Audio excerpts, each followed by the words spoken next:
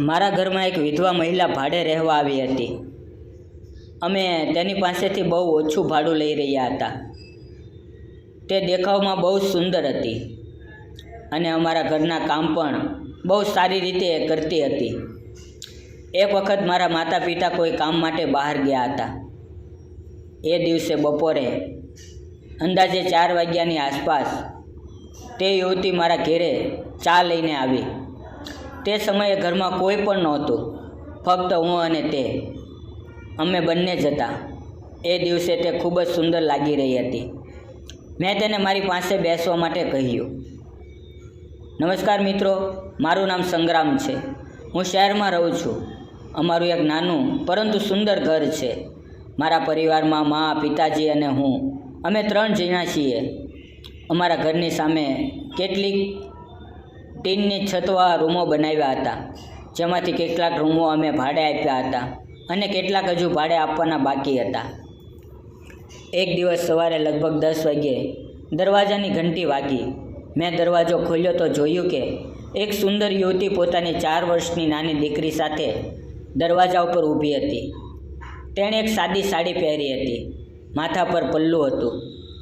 તેના ચહેરા પર થોડું દુઃખ જણાતું હતું અને તેની આંખોમાં ઊંડું દુઃખ નજર આવી રહ્યું હતું. તેણે કહ્યું, મારું નામ સ્વાતિ છે. પાડોશની કાકીએ કહ્યું કે તમારી પાસે ભાડે આપવા માટે રૂમ છે. એટલામાં મારી મા પણ ત્યાં આવી.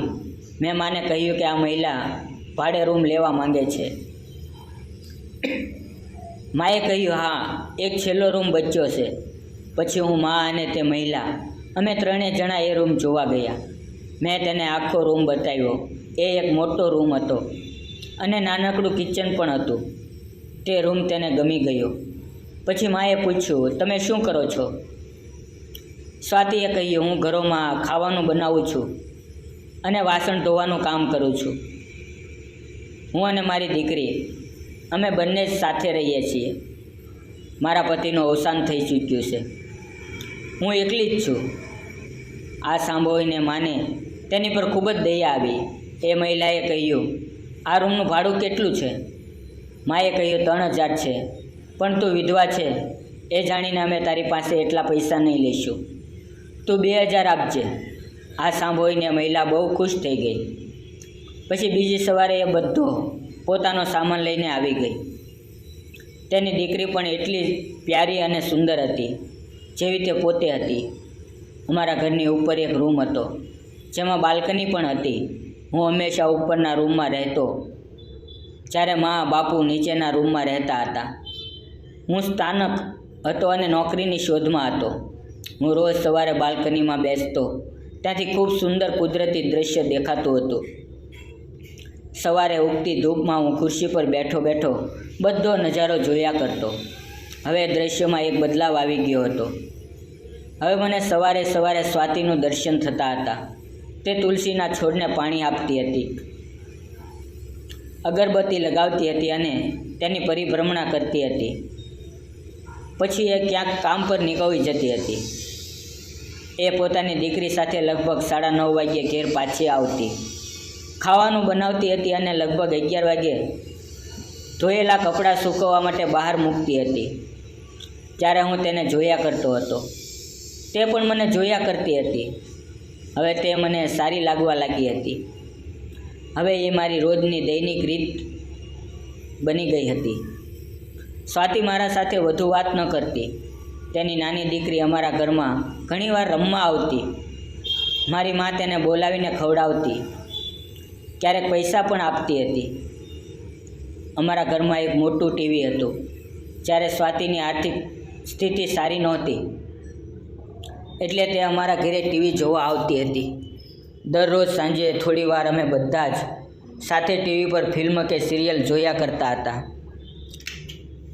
અમે ખાટ પર બેઠા બેઠા ટીવી જોઈએ. એ સમયે અમારી નજરો મોહે. સ્વાતિ મારી તરફ જોતી અને હું તેની તરફ જોઈને સ્મિત આપતો. આ બધું ઘણા દિવસો સુધી ચાલતું રહ્યું. એક દિવસ પિતાજી અને મા ગામે કેટલાક કામ માટે ગયા હતા. હું ઘરમાં એકલો હતો. અંદાજે બપોરના 4 વાગ્યા હતા. એકાએક દરવાજા પર ઘંટી વાગી. મેં દરવાજો ખોલ્યો. સ્વાતિ ચા લઈને ઊભી હતી. તેણે કહ્યું, તમારા માટે ચા લાવીશું. તમે નીચે આવ્યા નહોતા તો મેં વિચાર્યું હું જ દઈ આવું. મેં કહ્યું, હા, આજે ચા માટેની લાગણી જ ન આવી. આજે મા બાપુ ઘેરે નથી એટલે શાંતિ જ બેઠો છું. સ્વાતિએ ચા મારી પાસે મૂકીને કહ્યું, ચાલો હું પણ થોડું બેસી જાઉં. મેં કહ્યું, હા, શાંતિથી બેસો. એ ઘરની અંદર આવી હું ખાટ પર બેઠો હતો. એ ખાટની આસપાસના પાટિયામાં આવીને બેસી ગઈ. હું તાકીને જોઈ રહ્યો હતો. તે શરમાઈ ગઈ અને પૂછ્યું, શું જોઈ રહ્યા છો? મેં કહ્યું, તમે ખૂબ જ સુંદર લાગી રહ્યા છો. તેણે સ્મિત કરી. મેં કહ્યું, તમે હંમેશા સાદા કપડાં પહેરો છો, પરંતુ આજે તમે ખાસ કંઈક પહેર્યું છે એવું લાગી રહ્યું છે. તેણે કહ્યું, હું તો હંમેશા આવું જ પહેરું છું. એ વખતે મારી નજર તેના ચહેરા પર હતી. એ વખતે હવામાં એક શાંતિ હતી. એની આંખો એની ભીની પાંખો જેવી હતી. એ બધું મને ખૂબ ખેંચી રહ્યું હતું. મને લાગ્યું કે એ પણ મને જોઈ રહી છે. એ પહેલીવાર હતું જ્યારે અમે એકબીજાની નજીક આવી રહ્યા હતા. વાતચીત શરૂ થઈ. લાગણીઓ ધીમે ધીમે અંદરથી ઉઠી રહી હતી. કોઈ શબ્દ ન કહ્યા છતાં બધું કહી દેવાયું હતું. થોડીવાર પછી એ ઊભી થઈ અને કહ્યું, ચાલો, હવે નાની ભૂખી હશે. મેં પણ કહ્યું, હા, જાઓ. એ જતાં પહેલાં પાછી ફરીને જોઈ ગઈ. એની આંખોમાં કંઈક એવું હતું જે મેં પહેલાં ક્યારેય જોયું નહોતું. આ ઘટના પછી સ્વાતિ અને મારી વચ્ચે થોડું ઝીણો સ્નેહ બંધાયો. હવે તે જ્યારે મારી સામે આવતી ત્યારે મીઠા હાસ્ય સાથે પોતાનું માથું ઢાંકતી. તેની આંખોમાં એક શાંતિ હતી અને કદાચ એક એવો વિશ્વાસ કે હવે આ શહેરમાં તે એકલી નથી રહી. એક દિવસ એણે મને કહ્યું, સંગ્રામજી, ક્યારેક તમે તમારી ઉપરની બાલ્કનીમાંથી ચૂપચાપ જોતા રહો છો ને? લાગે છે કે તમે કંઈક કહેવા માંગો છો પણ કહી શકતા નથી. હું થોડો શરમાયો અને હસતા હસતા કહ્યું, હું તો એ જ જોઈ રહ્યો હતો કે તમે રોજ તુલસીના છોડને કેવી રીતે પ્રેમથી પાણી આપો છો. એણે આંખોમાંથી હળવું હાસ્ય વહાવીને કહ્યું, તમે ખૂબ જુદા છો. અહીંના પુરુષોની નજરમાં વિધવા સ્ત્રીઓ માટે સન્માન નહોતું, પણ તમે એ માન આપ્યું છે. મેં કહ્યું, કારણ કે તમારું વ્યક્તિત્વ એવું છે. તમે જે પણ છો એને લીધે નહીં, પણ તમારું માનસ પટલ ખૂબ ઊંચું છે. અને હું માનું છું કે પ્રેમ કે સંબંધ માત્ર શરીરથી નથી બનતા. એ સાંભળીને થોડા ક્ષણ માટે શાંત રહી. પછી કહ્યું, મારા પતિનું મૃત્યુ થયું ત્યારે મારી દીકરી 2 વર્ષની હતી. હું ઘરે ઘરે કામ કરીને એનો ઉછેર કરી રહી છું. ઘણાએ શારીરિક લાભ લેવા માટે મારી પાસે મદદની વાત કરી, પણ હું મારી દીકરી માટે જીવું છું. હવે મારી આંખોમાં પણ લાગણીઓ આવી ગઈ. મેં કહ્યું, તમે એક માતા તરીકે જે કરો છો એ ખૂબ જ મહાન છે. તમે એકલા હોવા છતાં જીવન સામે અડીખમ ઊભી રહ્યા છો. એ બહુ મોટી વાત છે. સ્વાતિએ મને જોઈને કહ્યું, આજ સુધી કોઈ પુરુષે મને મારા આત્મસન્માન માટે પ્રશંસા આપી નહોતી. આજે એવું લાગ્યું કે કદાચ હું એક સ્ત્રી તરીકે પણ માન્ય છું. એ દિવસ પછી મારી અને સ્વાતિની વચ્ચે એક એવો ભાવનાત્મક સંબંધ બંધાયો જે શબ્દો વિના પણ અનુભવાઈ રહ્યો હતો. હવે જ્યારે પણ હું બાલ્કનીમાં બેઠો હોઉં ત્યારે તે નીચેથી ઉપર જોઈને સ્મિત કરતી. ક્યારેક મારી માટે પાણી મોકલાવતી, ક્યારેક નાની મારી પાસે રમવા માટે આવી જતી. ઘરની અંદર હવે એક શાંત લાગણી ઉભરી રહી હતી જે કોઈએ કહી નહોતી, પણ બંનેએ સમજેલી હતી. એક સાંજે હું બહારથી આવ્યો ત્યારે વરસાદ શરૂ થયો હતો. મેં જોયું કે સ્વાતિ બહાર લટકાવેલા કપડાં ઉતારી રહી હતી. પવન પણ હતો અને વરસાદ મજબૂત થતો જઈ રહ્યો હતો. મેં જલ્દીથી જઈને કહ્યું, ચાલો હું પણ સહાય કરું. અમે બંને ભીના થઈ ગયા હતા. કપડાં ખાટલામાં ફેંક્યા અને ઘરમાં દોડીને આવી ગયા. અંદર ઘરમાં એ પલ માટે શાંતિ છવાઈ ગઈ. તેણે મારી તરફ જોયું. ભીના વાવ, ભીનો ચહેરો અને થોડું આપતું શરીર. મારી નજર જામી ગઈ. એ પણ મૌન હતી. એ મને જોઈને ધીમેથી બોલી. મને ક્યારેય એવું લાગ્યું નહોતું કે મારી જિંદગીમાં ફરી કોઈ આવી લાગણી જગાવી શકે છે. મેં પણ નિશબ્દ થયા વિના તેની તરફ જોતા રહીને કહ્યું, જેમ વરસાદ પછી ધરતીમાંથી સુગંધ આવે છે, એમ જ તમે મારી અંદરથી એક તાજગી લાવ્યા છો. એમ બોલીને હું વહી ગયો. વાત વધારે ન થતાં બંને પોતપોતાના રૂમમાં ગયા.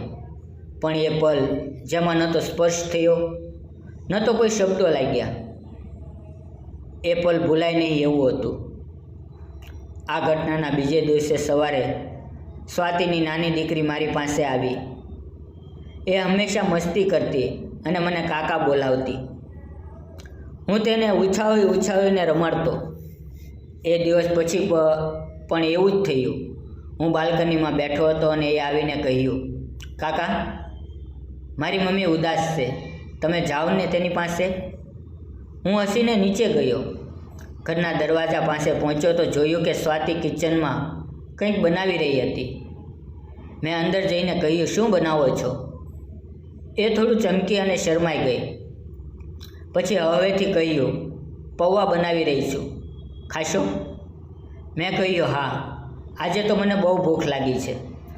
તે હવેથી હસતા કહ્યું, એ તો હું સમજી ગઈ, તમે મારા હાથના પૌવા માટે જ આવ્યા છો? મેં કહ્યું, નહીં, આજે તો નાનીએ કહેલું કે તમે ઉદાસ છો, એટલે હું તમારું મૂડ સુધારવા આવ્યો છું. એ થોડા ક્ષણ શાંત રહી, પછી ધીમેથી બોલી, જિંદગીની તકલીફો હવે સહન થતી નથી. ઘણો બધો સંઘર્ષ કર્યો, પણ ક્યારેક આવું લાગતું કે કોઈ હોય જે સાથે બેસીને બે શબ્દ બોલે. મેં કહ્યું, તો બોલો ને. મને બે શબ્દ? હું છું અહીંયા. એણે મારી તરફ જોઈને પલક ઝબકાવી. એ પલકમાં જાણે 2 વર્ષનું દુઃખ ભરેલું જીવન લાગણીના દરિયામાં હળવું થઈ ગયું હોય. એ વખતે નાની આવી ગઈ અને મારી બાજુમાં બેસી ગઈ. એણે મને પકડીને કહ્યું, મમ્મી કહે છે કે તમે સરસ છો. હું હસી પડ્યો અને સ્વાતિ પણ. હવે ઘરમાં ફરી એકવાર ખુશીનું વાતાવરણ થઈ ગયું હતું. હવે દરરોજ કોઈના કોઈ બહાને મારી અને સ્વાતિની મુલાકાત થતી. ક્યારેક નાની અમારા બંને વચ્ચે પુલ બની જતી. ક્યારેક તે 1 કપ ચા બનાવીને આવતી. એક સાંજે નાની ઊંઘી ગઈ હતી. ઘરમાં શાંતિ હતી. હું સ્વાતિ પાસે બેઠો હતો. અમે બંને ટીવી જોઈ રહ્યા હતા, પણ ધ્યાન તો એકબીજા પર જ હતું. મેં તેની તરફ જોયું. એ પણ મારી તરફ જોઈ રહી હતી. એક ક્ષણ માટે આંખો મોવીને થોભી ગઈ. ન તો મેં કંઈ કહ્યું, ન એણે, પણ એ પળમાં બધું કહેવાઈ ગયું. ધીમેથી મેં તેનો હાથ પકડ્યો. એ વિસ્મિત થઈને મારી તરફ જોયું. મેં કહ્યું, મને નથી ખબર કે તું શું વિચારા છો, પણ તારી આંખો જે કહે છે એ સાંભળીને મન થયું કે તને છૂવી લઉં. એ થોડું શરમાય, પણ હાથ પાછો ન ખેંચ્યો. એને એ સ્પર્શ નવાજ્યો. કદાચ વર્ષો પછી કોઈએ તેને અહેસાસ અપાવ્યો હતો કે તે પણ એક જીવંત સ્ત્રી છે, માત્ર એક માતા કે વિધવા નહીં. એ બહુ શાંત હતી, પવિત્ર હતી. માત્ર સ્નેહનો અહેસાસ હતો, કોઈ વાસના નહીં, કોઈ લાલસા નહીં. સ્વાતિએ મારી આંખોમાં જોઈને કહ્યું, જિંદગીમાં પહેલી વાર એવું લાગ્યું કે કોઈએ મને મારા હૃદયથી સ્પર્શ કર્યો છે. એ બોલતા બોલતા થોડી ભીની થઈ ગઈ. મેં તેનો હાથ મજબૂતીથી પકડીને કહ્યું, હવે હું છું હંમેશા તારા માટે, તારી દીકરી માટે. આ ઘટનાને 2-3 વર્ષ થઈ ગયા હતા. હવે હું રોજ સવારે તેની માટે નાસ્તો લાવતો. ક્યારેક નાની માટે ચોકલેટ, તો ક્યારેક કોઈ નાની ભેટ. એક દિવસ સવારે હું તેના ઘરમાં ગયો. નાની સ્કૂલે ગઈ હતી. સ્વાતિ અંદરથી આવી. એની આંખોમાં આજે અલગ ચમક હતી. એ શરમાઈ ગઈ હતી, પણ મનમાં એક શાંતિ સ્પષ્ટ દેખાતી હતી. એણે મને બેસાડ્યો અને પોતે પણ મારી સામે બેસી ગઈ. મને જોઈને હળવી મીઠાશભરી હાસ્ય કરી. હું થોડી વાર ઊભો થવાનો હતો ત્યારે એણે મારો હાથ પકડ્યો. એ જ પળમાં મારા આખા શરીરે એક અજબ લહેર ફરી ગઈ. એણે હળવેથી કહ્યું, મને ખોટું લાગતું હતું કે પ્રેમ ફક્ત યુવા વ્યવસ્થાનું હોય છે, પણ હવે સમજાય છે કે પ્રેમ તો આત્માનો સંબંધ હોય છે. હું કંઈ બોલ્યો નહીં, બસ એના હાથ પર હાથ રાખી દીધો. એ શાંત પળમાં દ્વાર બંધ હોવા છતાં મનના દરવાજા ખુલ્યા. થોડી વાર પછી એ ઊભી થઈ અને બોલી, તમારા માટે ચા બનાવું? મેં કહ્યું, હા, આજે એ ચા કંઈક અલગ જ હશે. એ હસી પડી. ગરમ ચાના ઘૂંટ સાથે લાગણીઓ ગરમાઈ રહી હતી. કોઈ વાતચીત નહીં, પણ એક એક ક્ષણ બહુ કિંમતી હતી. એ દિવસે અમારી વચ્ચે કંઈ એવું બન્યું જે શબ્દોમાં કહ્યું નહીં, પણ હૃદયે લખાઈ ગયું. આ પળો પછી જિંદગી થોડું બદલાઈ ગઈ હતી. હવે હું રોજ સવારે ઉઠીને સૌ પ્રથમ એની બાલ્કની જોઈ લેતો. એ પણ મારી બાલ્કની તરફ જોઈને સ્મિત કરવા લાગતી. નાની હવે મને પાપા જેવા સ્પર્શથી પકડતી. એક સાંજે હું તેની સાથે બેઠો હતો. થોડી શાંતિ હતી. બહાર પવન ચાલતો હતો. ચાંદની રાત હતી. સ્વાતિએ કહ્યું, મને ક્યારેક લાગે છે કે શું સમાજ આપણા સંબંધને કબૂલ કરશે? મેં કહ્યું, સમાજના પ્રશ્નો માટે આપણે આપણો પ્રેમ ઓછો નહીં કરીએ. તારું હૃદય જે કહે છે એ સાંભળ. એણે હળવેથી કહ્યું, મારું હૃદય તને કબૂલે છે, પરંતુ હું નાની માટે જીવી છું. મારે એના માટે ભવિષ્ય માટે સારું કરવું છે. મેં તેના હાથ પકડીને કહ્યું, તો ચાલ ને, નાની માટે મળીને એક ભવિષ્ય બનાવીએ. એના માટે ઘર, પ્રેમ અને સલામતી આપણે આપશું. એણે મારી આંખોમાં જોઈને આંખો ભીની કરી દીધી. એ પળોમાં જાણે સમગ્ર વિશ્વ શાંત હતું. માત્ર બે દિલ વચ્ચે લાગણીઓ વહેતી હતી. એણે મારી છાતી પર માથું મૂક્યું. હું શાંત રહ્યો. એણે વહેતા દુઃખમાંથી હવે આરામ મળતો જણાયો. એ બોલી, તમે જે સ્નેહ આપ્યો છે એ મને ફરી જીવવાનો અહેસાસ કરાવે છે. અને એ જ રાતથી બંનેની જિંદગીમાં એક નવો સૂર્યોદય થયો. મૌન, શાંત અને વિશ્વાસ ભર્યો. એ રાત પછી મારું આ ઘર હવે એકલું મારું ન રહ્યું.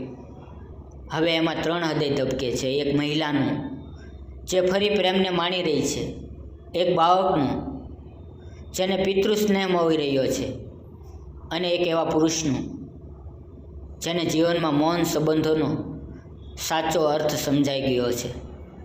હવે હું નાનીના સ્કૂલમાં પેરેન્ટ્સ મિટિંગમાં પણ જાઉં છું. તે અન્ય બાળકોને કહે છે, મારા પપ્પા આવે છે હવે. એ શબ્દ સાંભળીને મારા ગળામાં ગાંઠ બંધાઈ જાય છે. સ્વાતિ હવે હસે છે. આત્મવિશ્વાસ હવે ફરીથી ચમકતો દેખાય છે. ક્યારેક સાંજના સમયે તે ઘરમાં રસોઈ બનાવતી હોય ત્યારે હું નાની સાથે રમતો રહું છું.